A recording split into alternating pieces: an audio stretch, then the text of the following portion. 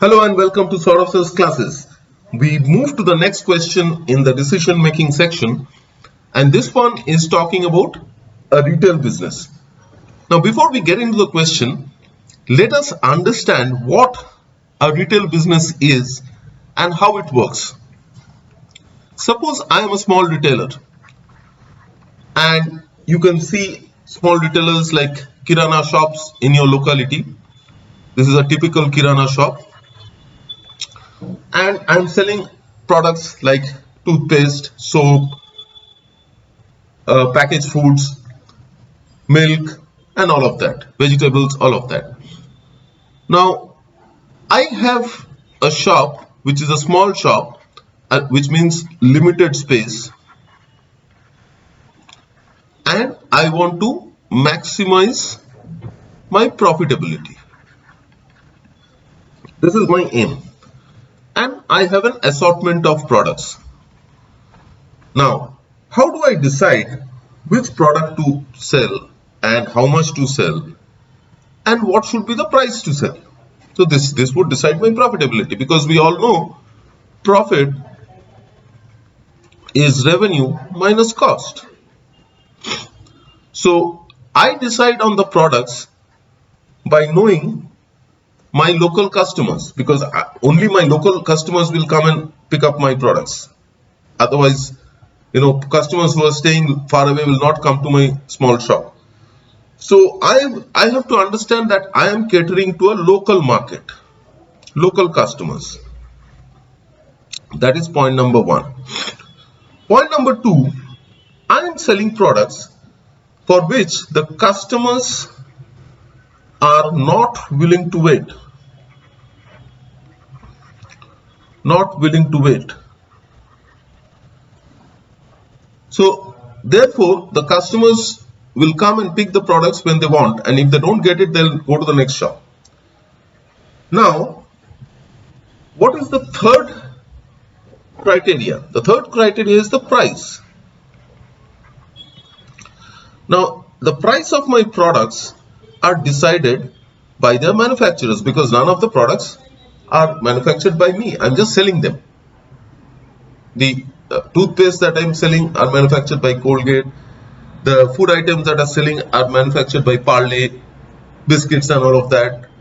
Then I have some vegetables which I procure from the distributor in the market, and I sell it locally. So everything has a maximum retail price, which means that the price is printed on the product, and I cannot sell it at a price more than this. This is the maximum price that I can sell, and I am buying these products at a price which is lower than MRP, which is my cost price.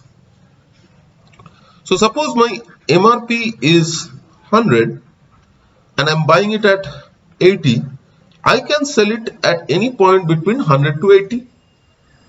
That is logical, and I will always try to sell it as close to 100 or at 100 if possible. But the problem is that there are other retailers like me who are supplying the same products, not only in the locality but also online. E-retailers, for example, Amazon, Flipkart, Snapdeal, and many others. So they supply the same products that I am selling, and they offer discounts. So customers will try to get the best price and the earliest delivery. So this is what they want: best price and earliest delivery, because these kind of products are low cost products and customers are price sensitive.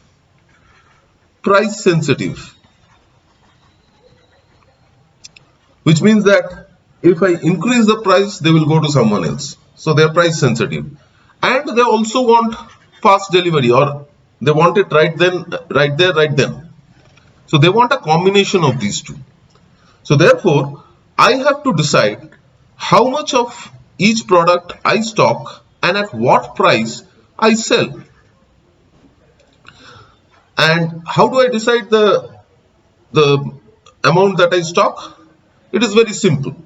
Suppose I'm dealing with 4 products and I know that the first product on an average sells 10 units per day, the second one sells 5 units per day, the third one is 15 and the fourth one is 20. So intuitively, as soon as I see that the first product has reached 10 units and I've been selling and the stock has reached 10 units, I will order this product from my distributor or I go and pick it up. Similarly, for the second or the third one, which I know will sell 15 units per day on an average, if it comes down to 15, I will immediately order. So this is how I manage my stock. And how I manage my price? I would see, first I will try to sell at MRP, and if I see that I'm not getting customers, I will drop my price, which is discount. I will drop my price. Obviously it will be more than my cost price, and I see if I'm getting customers here. So if my MRP is 100, cost price is 80, I make it let's say 95. I was not getting customers at 100, I make it 95, and I start getting customers and I see that I can sustain myself. So this is my price point. I don't have to do anything else. Then after some time, someone else starts selling at 93, and then I see that customers are going to him. Then I drop my price to 92. So then again I start getting customers. So my total revenue would be, or my total profit would be the profit per unit sold multiplied by number of units, and these are inversely proportional. Profit per unit is inversely proportional to number of units sold. So if I try to increase my profit, that means if I try to sell at a higher price, I will not get customers. So therefore my number of units sold will drop, and vice versa. So this is a very delicate balance that I have to maintain. So this is the fundamental of any local retail business. Now let us see what is given. So it is given that there is a local retailer who's selling computer peripherals and who also provides services for out of warranty products. And they had been increasing at a steady 12% year on year on revenue, and then they have stagnated at 4%, and they are struggling to maintain or increase their profitability, which means they're struggling with the price point, as I explained. Now they are offering a discount because they were not getting customers earlier, obviously that is implied. So now they are offering a discount to get customers, and they are just able to sustain themselves. Now the question is, which is the best reason for the shop not to further reduce their price? So the logical answer is, if they are getting enough customers, they will not need to reduce the price. So we have to find the answer to which of the option is telling us that they have enough customers. Option A, it says a large fading sign prominently placed behind the shop's cash counter reads, "In business and in life, always be fair." Now, this is philosophy. It is not telling us anything about the price point or the customers, whether they are willing to buy the product at the price that I'm selling or whether I need to drop my price. So this is not giving me any information, irrelevant. The second option says, even though e-commerce offers a greater range of choices, villagers prefer buying readily available products from the small shop. So this is telling me that I have enough customers that are willing to buy or who are willing to buy products from me. So this is a good enough argument for me not to drop my prices further. Let's see the next one. Next one says, recently customers from a nearby village have started coming to me and they're buying my products and they account for 3% of my revenue. So which means that I have been getting customers from a nearby village, but my main business is from my local customers. So I don't know whether, obviously I will not be able to sustain with 3% of the revenue. So I have to care about the other 97%, which comes from local customers. So this is not telling me anything about the local customers. Option 2 was telling me directly that my local customers are with me. So they are willing to buy the product at the price that I'm selling. Option C is not telling me that. So option B scores over option C. Option B is a better choice. Option D says to cover insurance costs, e-commerce has begun charging a delivery fee from last year, which means that the cost or the price that the customers have to pay if they buy the product from the e-retailer will be higher.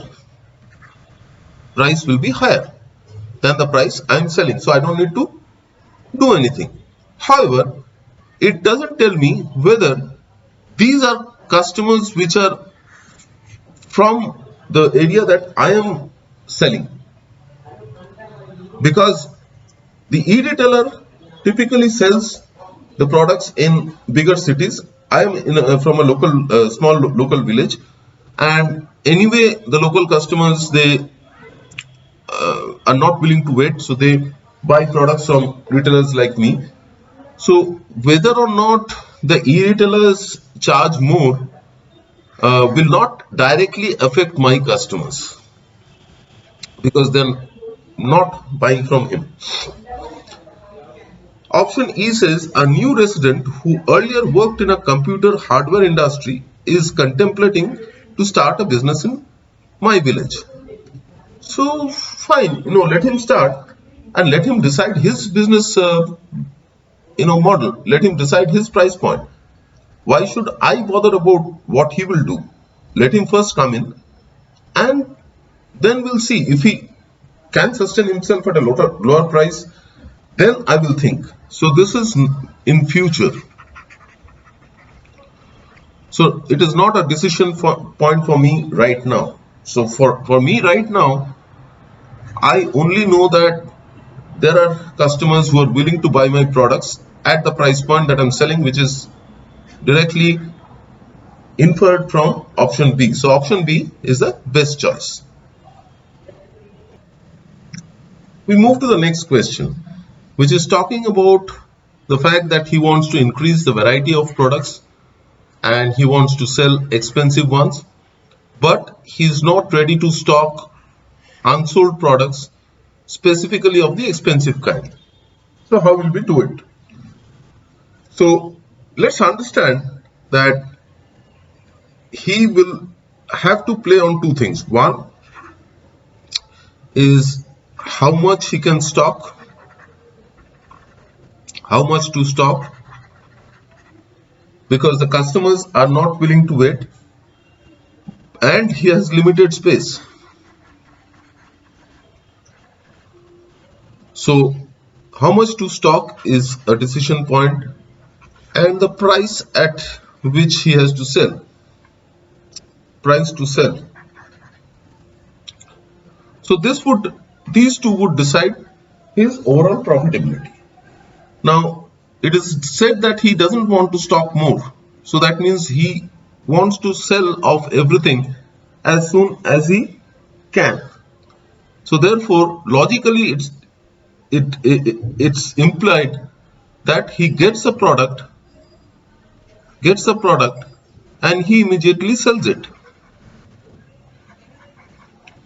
He gets it from the distributor or from some other bigger retailer, and he is able to sell it off immediately. So he doesn't have to stock the product. So this is what the challenge is. Now let's see which of the following option gives us that option that is not required to stock the product.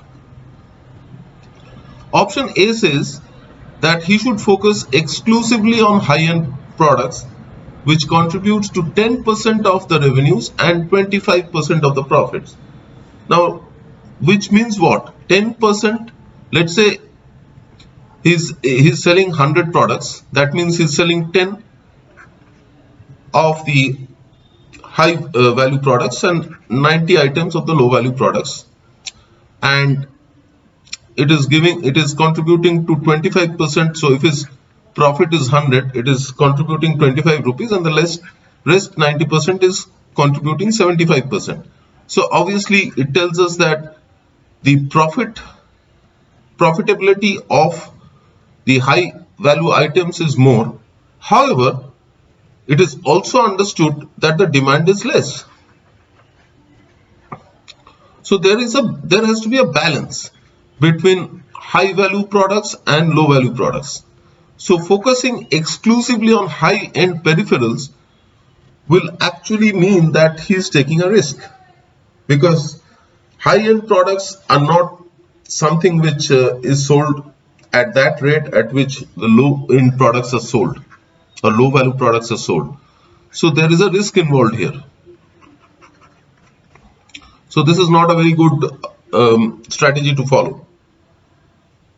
The next one says the small shop should get suppliers to courier its requirements to the shop whenever needed. Now this is a very good option. So it says that it can get the product whenever it needs and it sells it off immediately. Now this is an ideal situation, and the suppliers in return demand that the shop orders a minimum quantity. So this is where the problem lies. So the first part is absolutely fine. I mean, this would be the ideal situation. He gets the product and he immediately can sell it off. However, it is saying that the supplier, which is the distributor, wants him to order a minimum quantity every month. That means regardless of whether he is able to sell that, he has to order it and stock it. So there is a risk here, because he might not be able to sell all of it. The third option says the small shop should make an arrangement with the retailer of the nearest city, and the shop can send one of its employees once a week to procure the weekly requirements. Now this is similar to option B, that he can get the requirement and sell it off very quickly. So therefore he doesn't have to stock anything. And the only thing that differs from option B is that he has to send an employee to pick up the products vis-a-vis the distributor or the retailer sending him the product. But then he will also ask for a guaranteed minimum quantity, so which is carrying a risk. So that is not the ideal scenario. But this one doesn't carry any risk, no risk, because he knows how much of each product he is selling per week. He knows the demand, and he will just send the employee to pick up that stock every week. So this is definitely a good option to consider. The option D says the shop should focus only on low-end products that contribute to 60% of the revenues. Again, there is a risk, because the low-end products contributes to 60%, and if he focuses only on that and tries to maximize it, then his overall profit might drop, because as we have seen from the first option, and as is very intuitively it can be inferred that high value products give us high profits. High value products give us high profits, so we all know that. But focusing exclusively on low value products will be a risk, because of the same reason that we saw in option 1. So we have to, or rather he has to maintain a balance between these two. And the last one says the small shop should acquire extra space at lower rentals available 3 kilometers away to stock products. But again, this will carry the risk. He doesn't want to stock products. The issue is with the stocking of the products. So he doesn't want to stock anything. He wants to get the products and sell it off as quickly as possible. So on demand delivery, on demand, business model. This is what he's trying to do. And in that case, getting a new space doesn't really work because he doesn't want to store anything. So therefore, option C is the best option.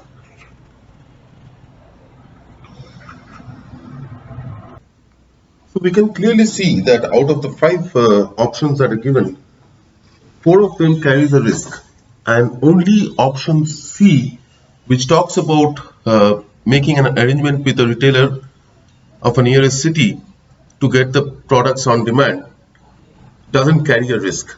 So this is the correct option, or the best option, I would say, that would help him get the products when he needs them, and he would not need to pile up an inventory or stock them up, and he would be able to dispose them off quickly. So option C is the best option. Moving to the next question, this one says the shop has an emerging brand offering a franchisee for its products to them, and these are the products that they would be repairing as well, and repair accounts for 15% of its revenues. Now, which of the following will best help the shop to take a decision on this, whether they would go with the franchisee or not? Now, what is the decision point here? The decision point is whether they would be getting enough revenues from repairs. So this is the decision point based on which they have to take the call.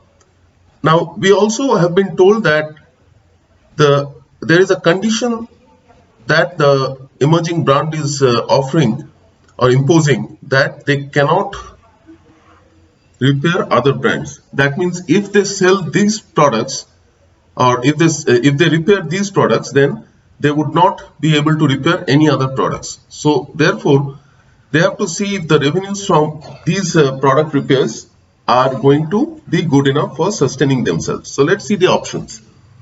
Option A says, no big and reputed brand has shown any interest in franchising.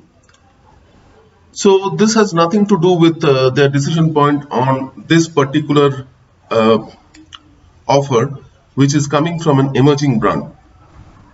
The second one says, for the first 3 years, the emerging brand has offered to pay a fixed amount equal to the revenues earned from the repairs for the previous year. So this is a decision point, yes, that they would be getting a fixed revenue for the first 3 years. For 3 years. So therefore, they would have a guaranteed income from these repairs. So this is a decision point, yes. Number C says, revenues from repairs are expected to increase by about 3 to 5% annually. This means that the revenues are expected to increase. Option 2 says revenues will be fixed. Option 3 says revenues would increase. So option 3 is a better option than option 2. Option D says the small shop will have to send 2 of its employees for a 3-month training if it wishes to be a franchise. The emerging brand will bear the training cost. Now this has nothing to do with the decision, because it is not telling them, or it is not telling us whether they will have revenue or sustaining revenue from the franchisee. It is telling about the process of getting the franchisee, getting someone trained in their products, but it is not guaranteeing any revenue. So this one is not relevant from a decision perspective. The last option says the upcoming brand is a very new and needs franchises desperately. The hardware industry is contemplating starting a business in the village. So basically it is saying that the upcoming brand is looking for franchises, and they are thinking of starting a business in the village. So that doesn't really tell them that or tell us that they would be getting any revenue from this particular franchisee. So the only 2 options which are talking about revenues is option B and option C, and we can see that option B is talking about a fixed revenue, while option C is telling us that there will be increase in revenue.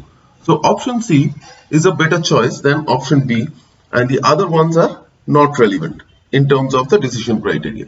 So we go for option C.